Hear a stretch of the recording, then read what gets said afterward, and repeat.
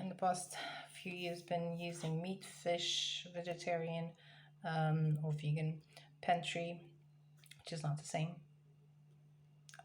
Sometimes vegan, sometimes vegetarian. I just put them together because I don't have meat nor fish. And by meat and fish, I mean meat proteins that came from an animal on Earth, fish proteins that came from an animal on the water, which means shellfish and shellfish and shrimp and an octopus. All that is included in fish for me.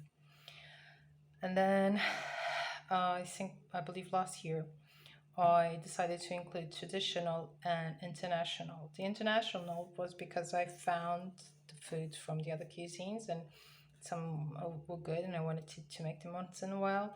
Traditional because my country's food is also good and I don't want to forget the foods from my country. So I want to make them once in a while. So I A, don't forget, B, um, nourished by those foods because were the ones I ate as I was growing up. And then I added the staple. For instance, in my staple, I have curry. The staple means the things that I usually do. And the reason I have curry is because it's good. Even if there were no proteins in there, even if it was just a tomato, the coconut milk or cream, and the spices, it would already be delicious. The protein is just to feed us. Well, not just, it's to feed us. But it's always delicious and it can be done with almost anything. Regardless how you decide to choose, or what we decide to choose what we're going to eat during the week, the meal plan is the place to go. Because if you don't know what to eat, how are you going to know what to buy? And if you don't know what to buy, how are you going to know what to cook? I mean, if you just go to grocery, which I used to, and buy whatever, well, how are we going to assemble a meal with that if it doesn't have what it takes? And that led me to the second part. What is a meal? Well, it takes veggies, proteins, carbs, and fat. The order of them, it's up to you. Mine is this. I prefer more veggies than proteins, and more proteins than carbs, and more carbs than fat. But each one chooses its own. The important thing is that all of these must be part of the meal. And I didn't knew that. People who know how to cook, that were raised with people who know how to cook and either taught them, or even if they didn't taught them, fed them that way, they know that. That's what usually got in their plate. So it's natural for them to organize a meal like that. Some of the things that are will allow us to make most of what we need, and that includes meat, fish, but also veggies, and then the carbs: rice, pasta, potatoes, sweet potatoes. I'm sure there are more, just to remember.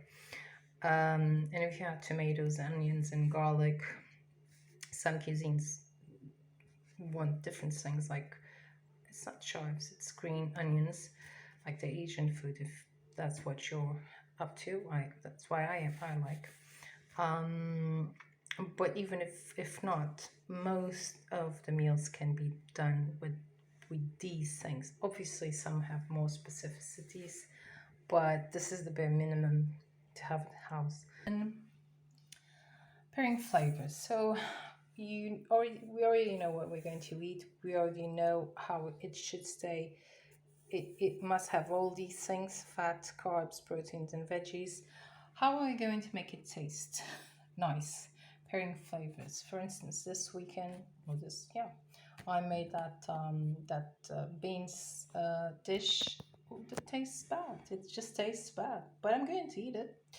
I made it. I'm going to eat it. It was canned red beans with carrots and shrimp, and I added some teriyaki sauce. Tastes bad. This was a fail. The pairing of the flavors was a fail. So by um, by studying or looking at some dishes of some cuisines, we tend to see some patterns in the way foods are paired. They usually put this kind of food or this kind of protein with this kind of carbs, or this kind of carbs with this kind of veggies. And we get to know, okay, so this is probably good. Otherwise, it wouldn't be making them. So to find a cuisine we like and to look at some dishes that we might like is handy. And then the amounts. We need to know how much we are going to eat, because we need to know how much the food we are going to buy is going. How much food should I buy to be able to have the meals throughout the week? And once that's decided, then we go on the cooking part. And the amazing thing is all this before, and we're not even cooking. But then we're going to cook, and in the cooking we have the techniques. I have not memorized probably any of them, except, and I haven't memorized it, but the one I remember is the beef, so, or the steak. So whenever I'm going to make something that's like a steak, I try to go look to the technique and try to follow it. And after practicing it a few times, I hope I will be able to memorize it, and then I'll be able to study another technique. Maybe you'll be able to study them all at the same time and be able to apply them all at the same time. Considering all that's behind, it would be too much for me. So I'm just taking one at a time. And then the kitchen design. It's not to be pretty. It's not to be look fancy. It's to be practical. It's to make sure you have where to store the food you bring before it's cooked, where to clean and prep the food you're going to cook, where to cook that food, and where to store it after you cook it. And again, the amounts are important because you need to make sure you have enough storage room. If you're going to cook like me, for instance, for a week, you may not be able to cook everything because I don't have enough freezer space, for instance. So you have to have that in consideration as well. The foods you are able to cook and freeze, and the foods you have to just put aside and only cook when you have available space, is determined by the amounts you are going to choose to eat. That is why it's important to know the amounts of the foods you're going to eat. And then the equipment, the pots and pans, the knives. I just put what I believe to be the minimum, the cutting board, the stove, or that plate to cook, or microwave if you cook that way. We need something to cook on. I have a stove and an oven. A bowl. I don't mean you need one bowl, but that's the minimum. These are the minimum, because sometimes we put things in a plate and the plate is too shallow, things start splitting over. Having a bowl, we can mix them and they won't fall over. And a spatula, a spoon, or a fork. Well, in this case, well, a spoon or a fork and a spatula. So this is the minimum. I then wrote hacks. This is something I would like very much to learn, because this is what allows us to cook something in less time. Like a restaurant, the restaurants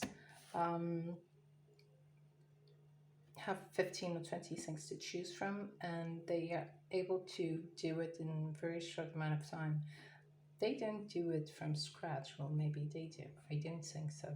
I believe they have everything they can already prepped, and just do what can't be prepped ahead. That's what I would like to do. But in order to do that, I would need to know how to cook to be able to separate it. It's a goal. It's a goal. So in the meals I've shown you that I'm going to do for the meal prep, I'm going to put below this video the links so that you can give them a try, or at least know what I'm talking about.